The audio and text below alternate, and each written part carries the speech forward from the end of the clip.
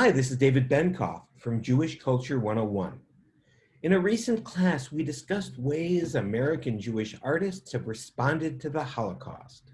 This 9-minute video looks at a series of paintings, a sculpture, a play, a television program, and a short story that have had a lasting impact on how Americans think about the destruction of European Jewry.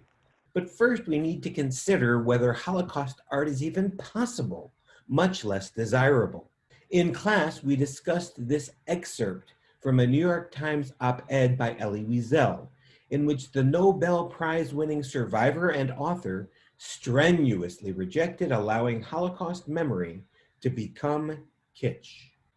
The Holocaust is not a subject like all the others, he argues, and given its sensitivity, any artifice is unacceptable. Nothing but faithfulness to memory will do.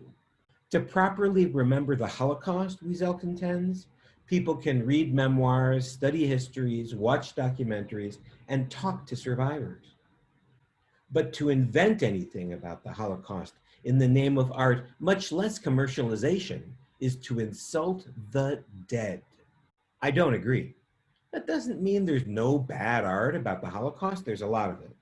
But documentaries and memoirs are not sufficient to express and explore the emotion behind an era of horror, particularly as survivors pass on.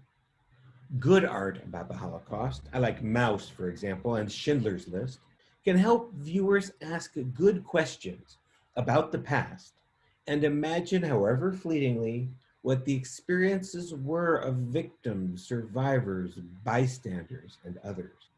It doesn't have to be real in order to feel real or feel significant. The first work of art we'll look at is a painting by Samuel Bach called Targeted.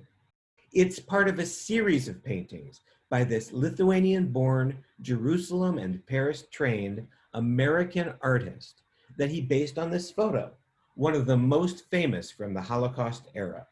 The look on the face of this boy in the Warsaw Ghetto as he surrenders has come to epitomize the brutality children faced in this period. If you look carefully at the surrealistic images in Targeted, you'll see two boys, one real and one of stone. Why are there two? What do the shoes symbolize? And how does Bach use color, especially green, to highlight the emotion of his painting? Next, George Segal's Holocaust Memorial in San Francisco. The installation depicts several white-painted bronze life-size figures behind barbed wire. The bodies are in a pile, but not exactly at random.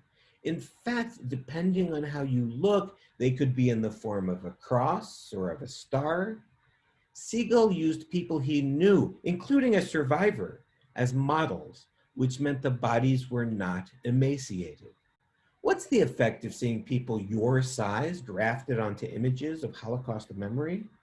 How does the fact their faces are white instead of flesh or metallic affect the mood of the piece?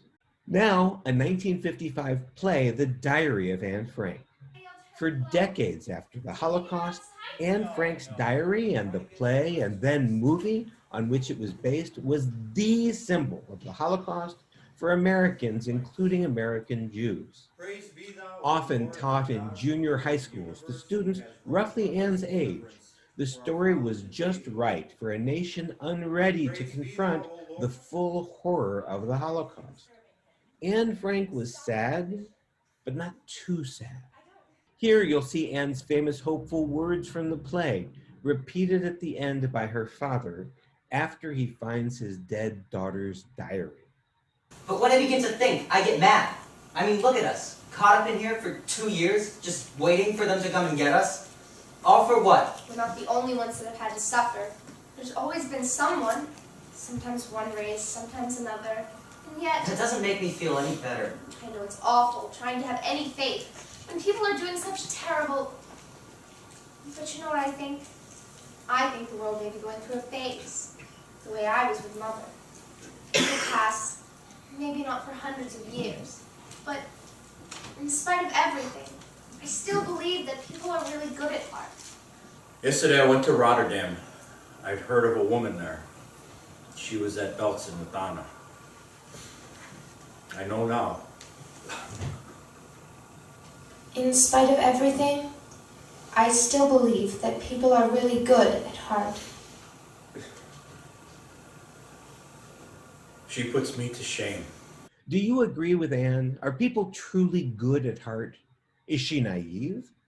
If so, should we admire her naivete? Was America even ready for a more pessimistic, more graphic, more nihilistic window into the Holocaust at that time? Next, the NBC TV miniseries, Holocaust. That 1978 television event represented the tremendous expansion of the knowledge Americans had of the details of the Holocaust. We estimate that there are 11 million Jews in the world, and the final solution will deal with all of them. Lots of omissions and distortions, of course, and perhaps a bit voyeuristic in its portrayals of the horror.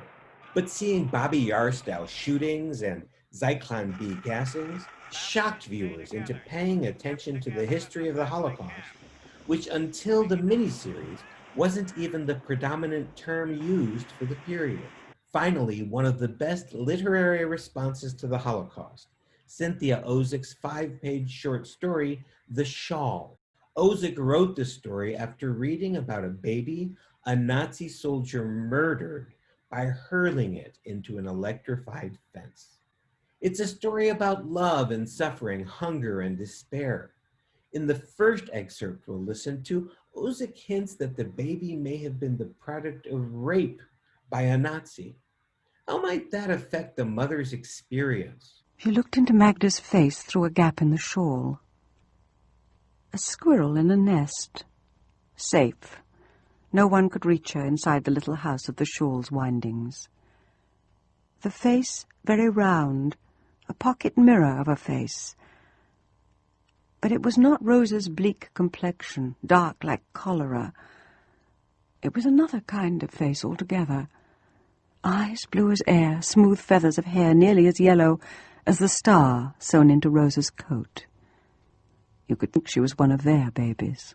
And in the beautifully written conclusion, the shawl that once cradled the baby becomes the source of sustenance for the mother in her grief.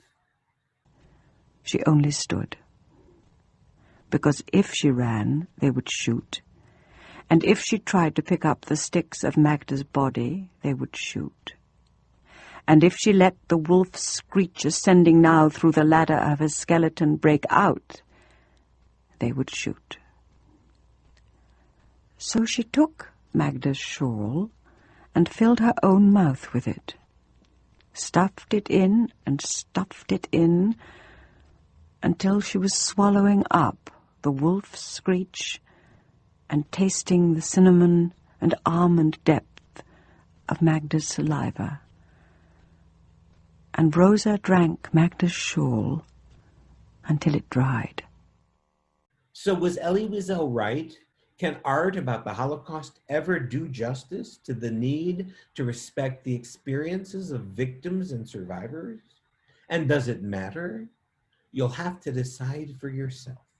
Every Monday, I offer a free online class, Jewish Culture 101, which looks at the contributions of American Jews to literature, Broadway, art, film, music, and television. Students describe the course as thought-provoking, highly enjoyable, and well-constructed. See links and info in the notes. And for more videos, press the button to subscribe.